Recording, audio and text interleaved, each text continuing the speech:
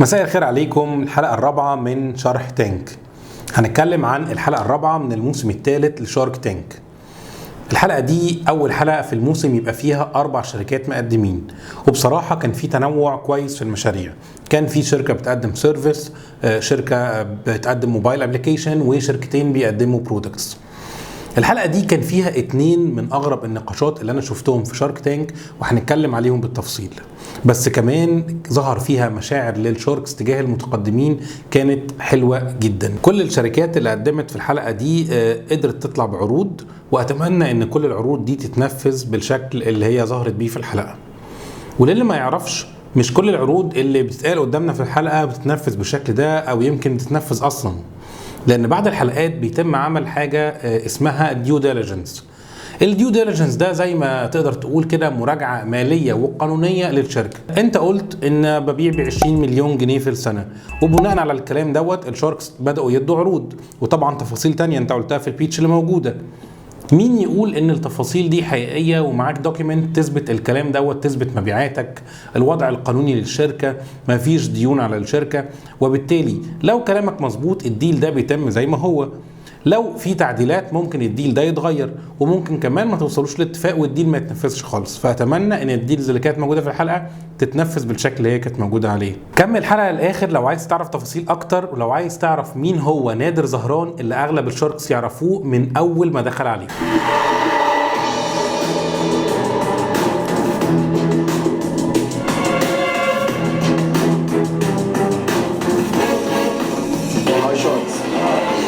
أنا هشام الفيشاوي، رئيس تنفيذي وشريك مؤسس لميتا دوك.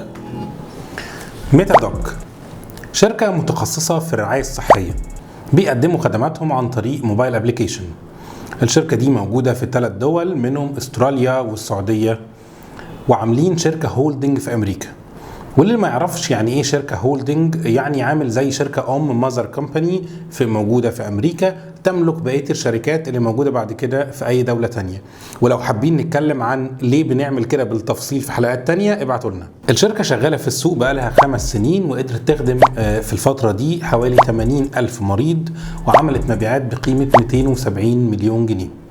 هشام المنشاوي كان جاي وطالب 15 مليون جنيه مقابل 30% من الشركة بتاعة مصر، زائد 2.5% من الهولدنج كومباني اللي في أمريكا. لو اعتبرنا ان شركة مصر فوق البيعة والتقييم ده للشركة بتاعة أمريكا، يبقى تقريبا هو قيم الشركة بحوالي 600 مليون جنيه. لكن لو اعتبرنا العكس، ان هو شركة مصر هي الاساس، وال 2.5% دول بتوع الهولدنج كومباني هم اللي فوق البيعة، يبقى هو قيم شركة مصر بحوالي 50 مليون جنيه. هشام بدأ البيتشنج بتاعه وبيقول الامراض او السيكتورز اللي هم متخصصين فيها، فكان بيتكلم على الامراض المزمنة، الريجولار تشيك اب، والامراض العادية اللي زي البرد والصداع والكلام ده. في الحقيقة يعني أنا شايف من وجهة نظري إن في السوق المصري أغلب السيكتور دوت مش هيهتم قوي إن هو أساسا يروح لدكتور. يعني غالبا اللي عنده مرض مزمن هو خلاص عارف بيعمل إيه وماشي على الأدوية بتاعته، وبقى هو زي ما بنقول كده في مصر هو دكتور نفسه. البرد والصداع، يعني كام واحد مننا بيروح للدكتور لما عنده برد؟ في نفس الوقت برضو ريجولار تشيك اب مش من الحاجات اللي اغلب المصريين متعودين عليها. يمكن في قطاع في مصر فعلا بدأ يتوجه انه يعمل ريجولار تشيك اب كل فتره، ولكن اغلب السوق مش كده. الشركه قدرت تحصل على 5.3 مليون دولار استثمار خلال ال5 سنين اللي فاتوا، وما تحددش قوي اثناء البيتشن كلها حتى بعد النقاش هو عمل بيهم ايه بالظبط، وده رقم مش قليل. الغريب بقى في البيتشنج بتاع هشام انه بدأ وقال ان احنا مش ميدل مان، او ان احنا مش بشغالين ماركت بليس، احنا بنقدم خدماتنا وعندنا الدكاترة بتاعتنا والتولز بتاعتنا، وكان موديل كويس. وبعدين تقريبا الكلام ده بيتنفذ في استراليا بس، لانه لما اتكلم على مصر واتكلم على السعودية قال ان هو شغال ميدل مان، وان التكنولوجي بتاعته لما جه ما كانتش جاهزة، لان هو لازم يشتغل يبقى كأنه هو بيوصل ده بده. طب انت ليه عرضت ده في البيتشنج اكنه نقطه قوه وان ده الحاجه القويه وده موجود بره، وانت المفروض جاي تبيع الشركه او شير في الشركه بتاعت مصر؟ فالدنيا ما كانتش واضحه قوي في الموضوع ده. كمان من ضمن الحاجات اللي اتكلم فيها انه قال ان لو في مؤسسه زي مستشفى او مكان كبير او عياده ضخمه او كده نقدر نعمل لها السوفت وير بتاعها اللي يشغلها. فانا ما بقيتش فاهم، هو انت سوفت وير هاوس ولا انت مركز انت بتقدم الخدمات بنفسك ولا انت ميدل مان في النص؟ حتى يعني دينا غبور ومحمد فاروق علقوا انت لخبطتنا، انت داخل في كذا حاجه، الدنيا مش كلير. من الغلطات بقى اللي كانت كبيره في وسط البيتش دوت ان هو قال اتسال كده انت تقريبا بتعمل زي تيلا دوك، فقال احنا تقريبا زيهم بالظبط. الغريب بقى هل هو بيقول كده وهو مش عارف مين تيلا دوك ولا هو عارف؟ طب ليه ده غريب؟ لان تيلا دوك، وده كان رد اللي ردوا عليه بعد كده محمد فاروق، تقييمهم من ايام الكورونا لدلوقتي نزل تقريبا للربع. طب لو انت عارف ان انت زيهم وقلت كده كان لازم تقول الناس دي يا جماعه وقعت في مشكله 1 2 3 عشان كده تقييمهم قل وانا هعالج الكلام ده بالشكل الفلاني. طب لو انت مش عارفهم وقلت انك عارفهم انت حطيت نفسك في مشكله، لان انت كده بتخسر زيهم، وبالتالي انا ايه اللي يخليني استثمر فيك؟ كمان برضو من الحاجات اللي كانت غريبه ان هم عملوا 3 راوند قبل كده، واخر راوند فيهم كانت على تقييم تقريبا 20 مليون دولار.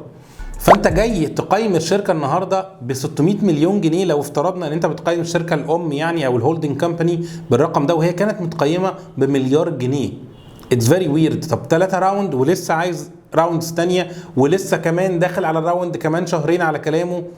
الوضع بصراحه كان غريب. انا احساسي في البيتش دي ان حد بيحاول يبيع لي بيعه مش مظبوطه، في كلام متضارب كتير، وبصراحه انا كنت مستغرب لما تقدم له اوفرز من الشاركس. محمد فاروق واحمد طارق عرضوا عليه 15 مليون جنيه مقابل 51% من الشركه زائد 5% من الهولدنج كومباني، واعتقد هم عرضوا العرض ده عشان هم عينيهم على الشركه الاكبر عشان الشغل اللي معمول بره مصر. في الحقيقه انا معرفش هل كان مسموح من الاول في الشارك تانك ان هم يقدموا او يجي يقدم على شركه موجوده بس بره مصر، فكان لازم يحط شركه مصر في الموضوع. لو حد عنده معلومات بخصوص الموضوع دوت ممكن يبعت لنا في الكومنتات. ردوا بقى عليهم كان كويس للوهله الاولى، قال لهم انا فعلا كنت حاطط عيني على حضراتكم عشان تستثمروا معايا، وقبل ما يسمع بقيه العروض بتاعت بقيه الشاركس قال انا عايز اخرج اخد راي الفاينانشال ادفايزر بتاعي. هنا ايمن عباس علق عليه ورد وقال له يا ابني لسه في بقيه الناس ما سمعتش بقيه العروض. كان المفروض يا اما لو هو واخد قرار فعلا هو عايز الناس دي يقول له لا انا العرض ده بالنسبه لي مناسب وانا ده اللي انا حاطط عيني عليه، ويفضل على نفس المنهج، وهنا كان هيبقى تصرفه صح. المشكله بقى ان هو اتخض من طريقه ايمن عباس ورجع قال لا انا لسه ما سمعتش، انا عايز اسمع بقيه العروض، وبدا يسمع ويتحايل او يضغط على ايمن عباس عشان يقول عرض، وهو فعلا كان عينه على الاثنين محمد فاروق واحمد طارق. ايمن عباس اضطر يداله عرض بعد ضغط من الشاركس ومنه، واداله ال 15 مليون مقابل 30% من الشركه زائد 5% من الهولدنج كومباني. بعد ما رجع بقى من بره كان رده بصراحه غريب جدا، وتعليقه هو قال ان انا عايز الاوفر بتاع محمد فاروق واحمد طارق، بس بدا نيجوشيت مش على النسبه اللي هم ياخدوها اللي هي 51%، ومقيمه له الشركه بحوالي 300 مليون جنيه يعني اقل من تقييمه بكتير جدا. لا، بدأ يتكلم في ايه الحاجات التانية اللي هتقدمها لي زي اوفيس سبيس وكلام بسيط جدا قصاد الاستثمار المحطوط. طبعا محمد فاروق يعني قال له مفيش مشكلة، ده كلام بسيط واحنا موافقين عليه، واتقفل الديل بالشكل ده.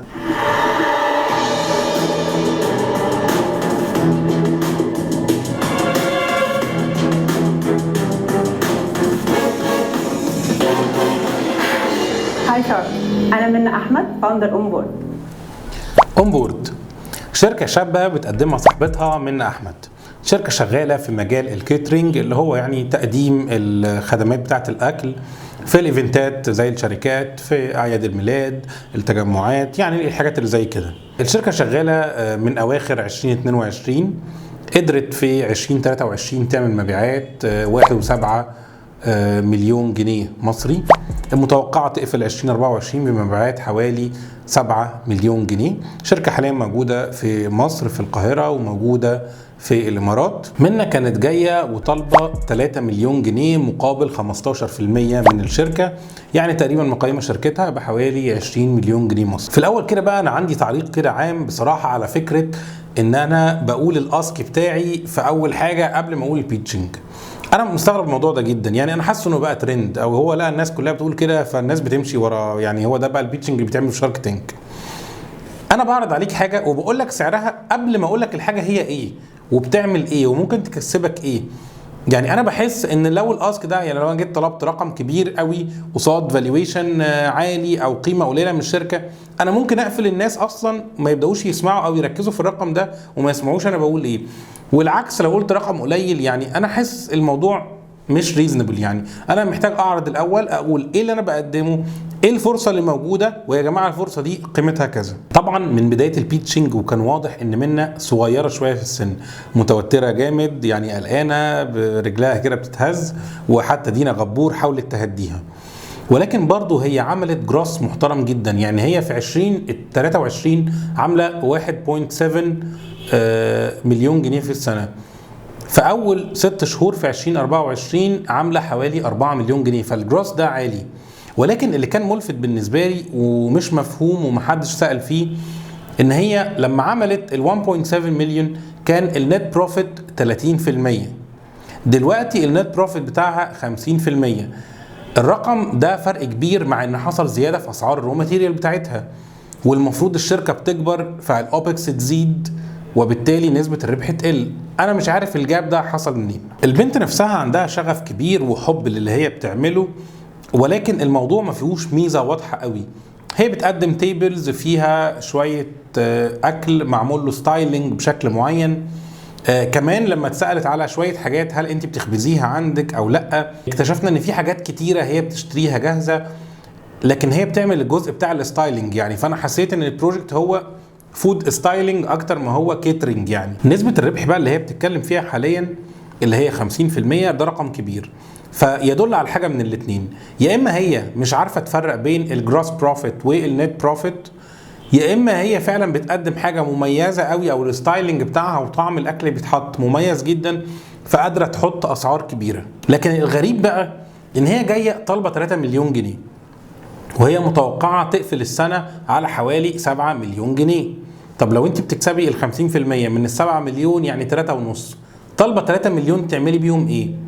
في حين ان هي الكيتشن بتاعها مش حاجه معقده، لان هي قالت ان هي موجوده في دبي، حاجه كده من البيت وعارفه تقدم منه خدمات. من الاسئله بقى اللي اتسالت لها اللي هي تريكي كويستشن جدا، واعتقد ان الرد اللي هي ردته مش احسن رد. لو حد اداكي 10 مليون جنيه دلوقتي تعملي بيهم ايه؟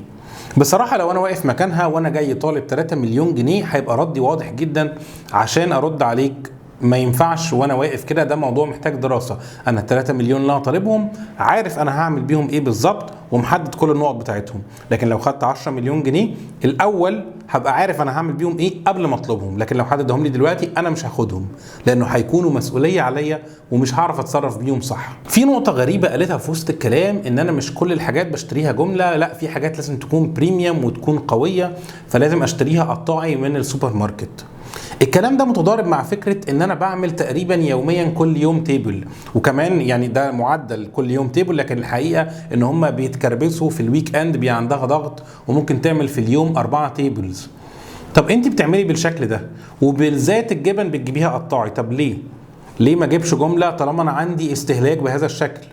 فانا بصراحه الحته برضو دي ما كانتش كلير بالنسبه لي. هل هي مش عارفه تعمل سورسنج كويس، ولا هي مش بتعمل ال4 تيبلز في اليوم اللي هي كانت بتتكلم عليهم؟ اغلب الشاركس ما ادوهاش عروض، ولكن عشان البنت باشونت جدا وفي حماس فايمن عباس قرر يدخل جدعنه كده، فعرض عليها ال 3 مليون مقابل 35% من الشركه. هي خرجت اتكلمت مع البارتنرز بتوعها ورجعت قالت له طب ممكن نخليها 30، وهو بصراحه عشان داخل عشان البنت والروح اللي عندها فيعني على طول ما كانش في نقاش، وافق قال لها خلاص 30% مفيش مشكله يعني، وقدرت تقفل ديل مع ايمن عباس. اعتقد ان هو هيحركها لقدام كويس قوي ويحاول يحرك او يوجه الحماس دي في اتجاه بيزنس مظبوط.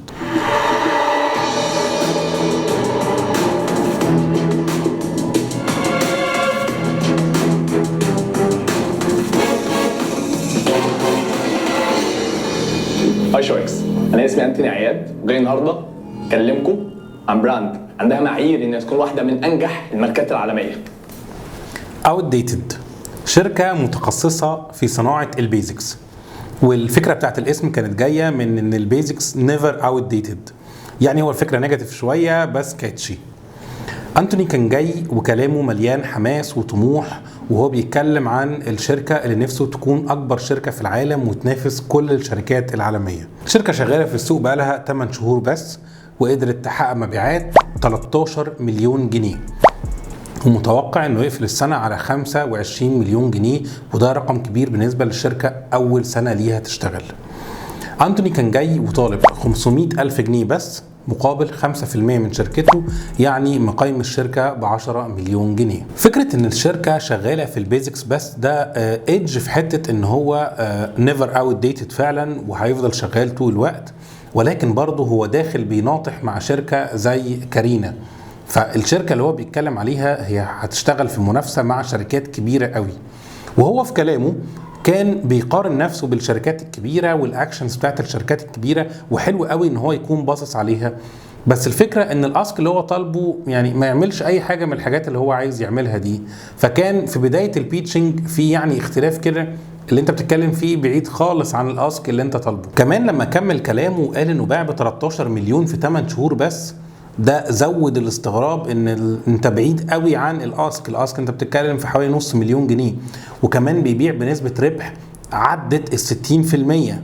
فالجاب بدأت تكبر بين اللي انت طالبه واللي انت بتحققه. فكرة بقى ان هو قال انه هيستمر اونلاين على طول ومفيش اي خطط ان هو ينزل على الارض، هو هيفضل ستور اونلاين بيبيع من خلاله. دي فكرة كويسة قوي، بتوفر تكاليف كتيرة جدا، ولكن لازم يخدم عليها بالتكنولوجي كويس قوي. يعني اغلب الناس اللي مش بتشتري هدوم بالذات اونلاين بتبقى مشكلتها في المقاسات، فلازم يبقى عندك سايز تشارت محترم. كمان ممكن يبدأ يطور الموضوع انك ممكن تتصور والويب سايت او الستوري يحط لك اللبس ده عليك بستايلنج معين، يعني افكار كده ليها علاقه بالتكنولوجي عشان ياخد السيكتور او السيجمنت اللي مش بتشتري هدوم اونلاين. اللي اتضح بعد كده من كلامه ان هو عندهم كاش ضخم في البنك، ما حددش بالظبط هو قد ايه، والاسك اللي هو حاطه بس ده مجرد رقم رمزي عشان هو محتاج شارك معاه. بصراحة الموضوع ده بيتحسه اكلاشيه قوي، يعني انت قلت عايز شارك معاك ودي حاجة كويسة، ولكن انت قصاد ده قيمت الشركة ب10 مليون جنيه اللي هو قيمة اقل من مبيعاتك في ال8 شهور اللي عدوا، مش مبيعاتك في السنة كلها حتى. فانت كده ظلمت الشركة جدا، وده تصرف بيزنس وايز مش احسن حاجة. والله انت عايز شارك معاك بيع نسبة اقل لو انت مش عايز تحط رقم كبير عشان تعمل فالويشن مظبوط للشركة بتاعتك، ما تظلمهاش.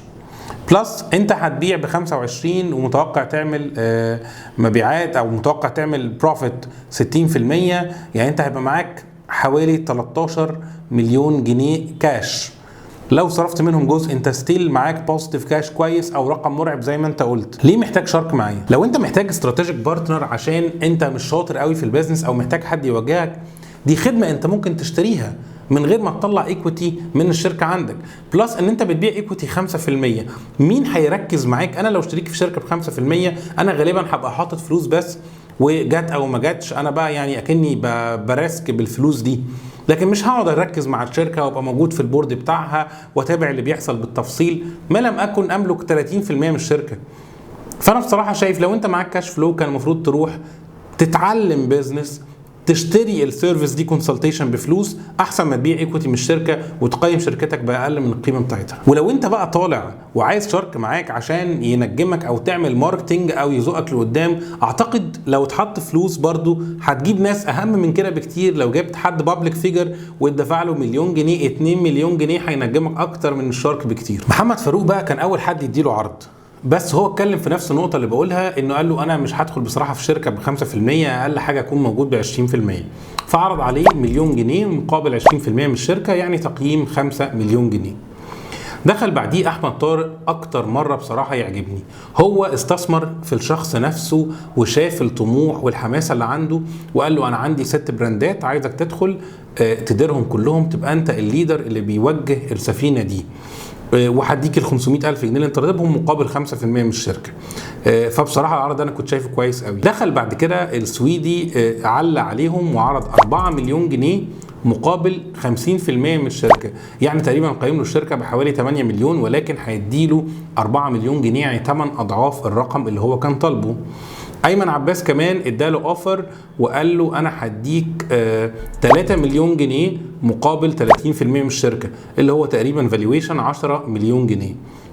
كمان دينا فاروق كانت عرضت نفس الاوفر بتاع احمد طارق ولكن من غير البراندات اللي موجوده، وقالت له دي هتبقى ميزه ان انا هركز في البراند بتاعك بس، وهديك ال 500,000 جنيه اللي انت عايزهم مقابل ال 5% من الشركه. بصراحه قفله البيتشنج كانت عجباني قوي، لان هو خد قرار سريع جدا من غير ما يفكر كتير. هو اختار على طول الاوفر بتاع احمد طارق لان ده اقل ايكويتي هيبيعها وهياخد الاسك بتاعه، وكمان هيدخله في حته هو واضح ان هو عنده شغف ان هو ياخد حاجه ويكبرها ويتحرك بيها لقدام، فاختاره بسرعه قوي وده عجبني جدا فيه.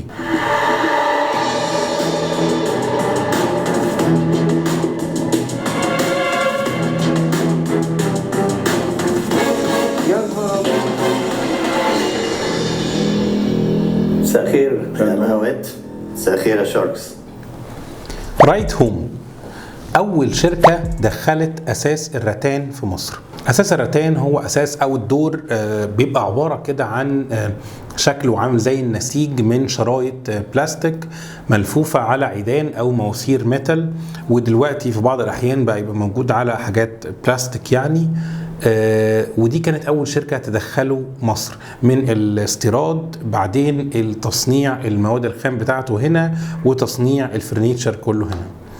نادر زهران هو صاحب الشركة، وهو حد من أبطال التنس في الشريحة بتاعته في مصر. هو عنده 65 سنة، وهو من الأعضاء القدام قوي في نادي الجزيرة الرياضي، وعشان كده أغلب الشاركس اللي كانوا موجودين اللي هو أعضاء في نفس النادي عارفينه، واللي كمان مهتمين بالرياضة. نادر هو أكبر متقدم جه شارك تانك ايجيبت بالسن ده.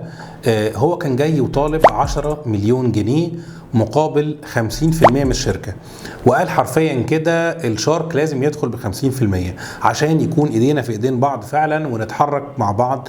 الكلمة دي بصراحة دي أول شركة تعرض نص الشركة في البيتشنج إن هي عايزة تبيع نص الشركة، وده يعتبر فكر كبير شوية. يمكن أغلب الشباب بيبقى متمسك بالإيكويتي بتاعته وعايز يبيع بس جزء صغير وعايز هو اللي يملك المشروع، عكس الفكر بتاع الأجيال اللي قبل كده. شغال في الشركة دي بقاله حوالي 18 سنة، وقبليها اشتغل في حاجات ليها علاقة بالتصدير والاستيراد، اشتغل في حاجات صناعية، اشتغل يعني بروفايل كبير قوي من البيزنس. ولكن هو كان عنده مشكلة واضح ان دايما الارباح اللي كانت بتطلع من الشغل دوت هو بيصرفها في مصاريفه الشخصيه، ما كانش بيبقى فيه ارباح محتجزه، وبالتالي ما بيقدرش يكبر الشركه. وعشان كده الشركه بعد العمر ده كله بتبيع النهارده ب 3 مليون جنيه بس في السنه. طبعا نتيجه ان الشركه بعد العمر ده بتبيع بس مبيعات قليله، فهو بدا البيتشنج وهو بيعرض نفسه اكتر ما بيتكلم على الشركه، وبيعرض البروفايل بتاعه وخبرته الطويله في البيزنس. ولكن نتيجة طبعا بحكم السن بتاعه هو مش ملم بالبيزنس الجديد او بالعناصر المفروض تبقى موجودة في البيتش اللي بتتعرض.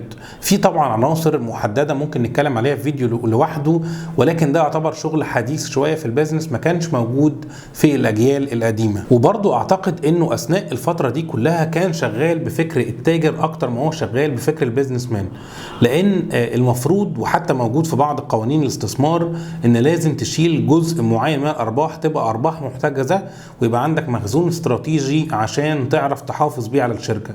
ولكن هو ما كانش بيعمل ده لفترة طويلة جدا. كمان اعتقد ان مبيعاته بالقطع كنا اتكلمنا عن الموضوع ده قبل كده ممكن تكون ثبتت او قلت خلال الثلاث سنين اللي فاتوا، لان هو اتحرك من 2 مليون ل 3 مليون مبيعات في 3 سنين.